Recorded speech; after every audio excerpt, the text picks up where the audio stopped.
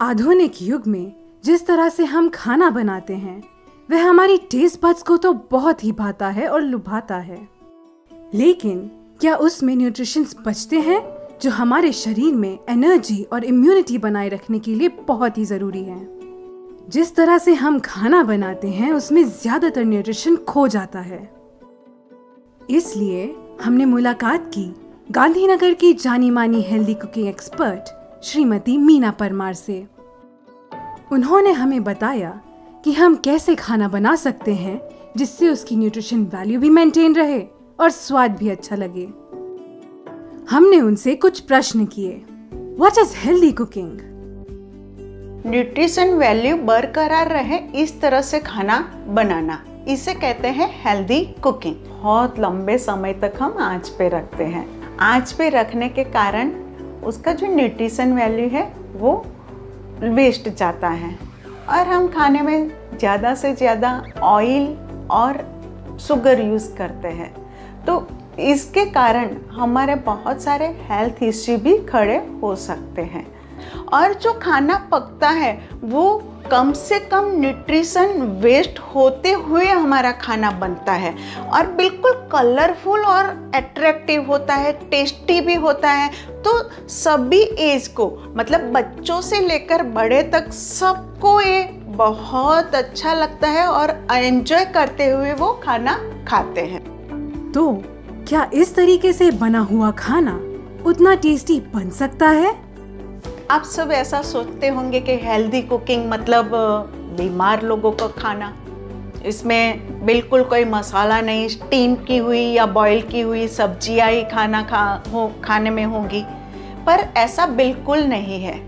जैसे कि हम चटपटा मतलब भेल ही याद आती है हमें, तो नॉर्मली हम मुरमुरे के ही भेल बनाते हैं।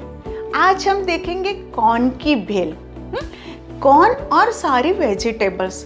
कभी हमने ऐसा सोचा ही नहीं कि भेल में वेजिटेबल्स भी आ सकती हैं, पर आज हम बनाएंगे वो कॉर्न भेल वेजिटेबल्स के साथ।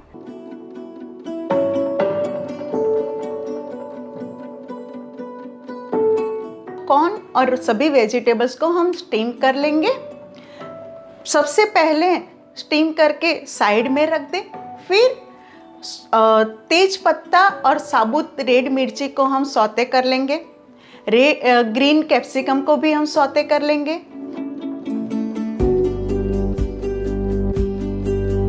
फिर बाद में हम गुड़ सिरप डाल देंगे, क्योंकि थोड़ा मीठा और चटपटा, खट्टा मीठा भी भेल होना चाहिए, इसलिए थोड़ा गुड़ सिरप डाला।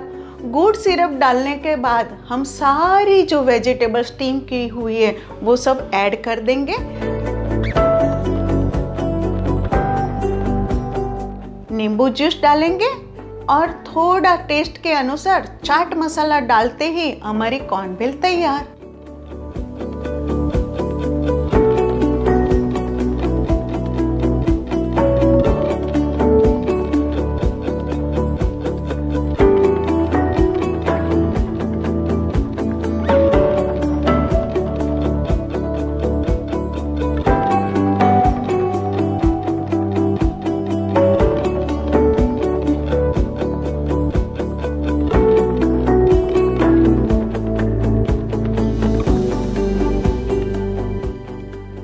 ऐसा माना जाता है कि भारतीय मिठाइयाँ बहुत ज्यादा कैलोरी वाली होती हैं। तो क्या हमारे पास मिठाई बनाने का कोई हेल्दी ऑप्शन है?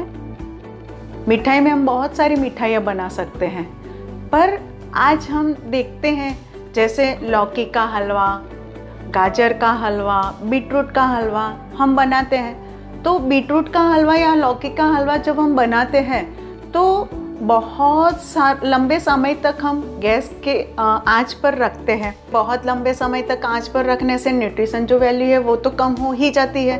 तो आज हम हेल्दी तरीके से कैसे बीटरूट का हलवा बनाएं वो हम देखते हैं। तो 5 मिनट के लिए हम लौकी या बीटरूट या गाजर को स्टीम कर ले। फिर थोड़ा सा गाय का घी कढ़ाई में डाल के थोड़ा सा हल्का सा सौते कर ले 1-2 मिनट के लिए। फिर आप अंदर शुगर, रॉक शुगर डालें, मखाना पाउडर डालें,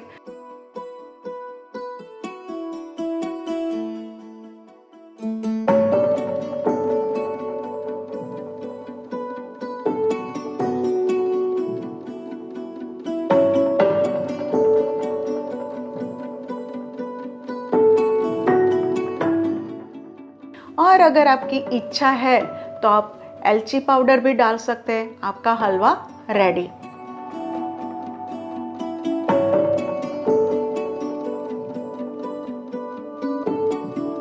ऐसे ही दूसरी हम मिठाई देखें, पीनट का लड्डू। बहुत सारी तरीके से हम लड्डू भी बना सकते हैं। पीनट का लड्डू अगर हमें बनाना है तो 5 मिनट का ही समय लगता है।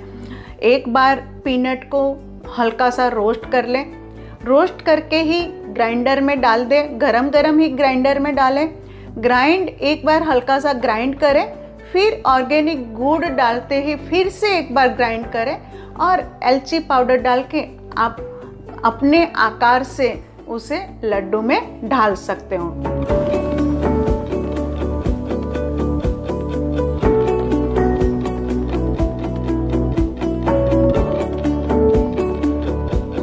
तो गुड़ का ऑप्शन आपके पास बहुत ही अच्छा है। आप डेट्स भी डालें, खजूर भी डालें, या और पीनट्स के साथ साथ आप थोड़ा सा हल्का सा ड्राई फ्रूट्स भी डाल सकते हो, तो उससे भी वो क्रंची लगता है।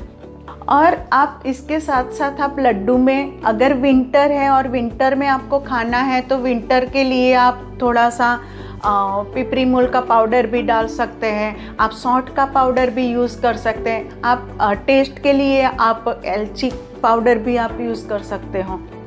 तो इस तरीके से क्या हमारा रोज का खाना हेल्दी बन सकता है? रोजाना खाना भी हम इस तरह से हेल्दी बना सकते हैं।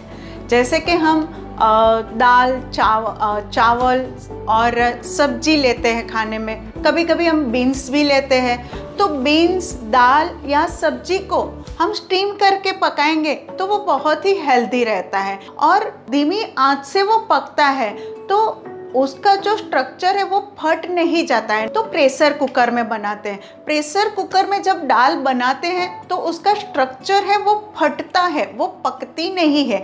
तो इससे अच्छा है हम स्टीम करके वो दाल और सब्जी को बनाएं।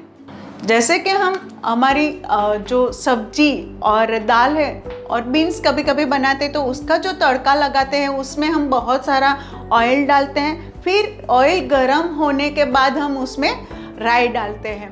तो ये क्या होता है, हम राई में ऑलरेडी ऑयल है ही, तो हम बिना ऑयल भी हम राई का तड़का लगा सकते हैं। और राई का तड़का लगाकर जो स्टीम की हुई हमारी सब्जी है या दाल है वो आप इसमें ऐड कर लें और हमारे टेस्ट के अनुसार आप मसाला डाल दें, तो आपकी रोज का जो खाना है जैसे कि सब्जी, दाल या बीन्स, वो आपके लिए बिल्कुल हेल्दी तरीके से रेडी हो सकती है। हेल्दी कुकिंग के लिए और किन किन बातों का ख्याल रखना चाहिए? हो सके तो हम जब भी खाना खाएं, मतलब हमारा लंच हो या डिनर हो, तो उसमें एक ही ग्रेन्स का उपयोग करें। अगर आप दाल, चावल और सब्जी खा रहे हैं तो साथ में रोटी ना खाएं। अगर आपको रोटी खानी है तो चावल ना खाएं, मतलब एक ही ग्रेन का उपयोग करें। अगर हम एक ही ग्रेन खाते हैं तो डाइजेशन अच्छी तरह से कम समय में हो जाता है। और जो भी हम खाना बनाते हैं उसमें हो सके तो स्टील का बर्तन या फिर मिट्टी का बर्तन यूज़ करें। काफ़ी सारी चीज़ें हम आयरन के बर्तन में भी बना सकते हैं। गाय का घी का यूज़ करें, कम से कम ऑयल यूज़ करें। और जो ऑयल यूज़ करना है तो तिल का तेल यूज़ कर सकते हैं आप। वाइट शुगर के ऑप्शन में आप रॉक शुगर यूज़ कर सकते हैं, खड़ी शक्कर जो बोलते हैं वो आप यूज़ कर सकते हैं, या गुड़ यूज़ कर सकते हैं, या हनी भी यूज़ कर सकते हो आप। और सेंधा नमक यूज़ कीजिए। इफ समवन इज इंटरेस्टेड और वह हेल्दी कुकिंग सीखना चाहे तो कहाँ से सीख सकते हैं? हेल्दी कुकिंग सीखना है तो ये 4 डेज का वर्कशॉप होता है और ये गांधीनगर में मैं सिखाती हूँ। कहीं और अगर आपको सीखना है तो आर्ट ऑफ लिविंग का जो सेंटर है उसका आप कांटेक्ट कर सकते हो। वी होप हमारे व्यूअर्स इस वीडियो को देखकर हेल्दी वे ऑफ कुकिंग सीखना और अपने लाइफस्टाइल में अपनाना चाहेंगे, which will help them live a healthy and happy life.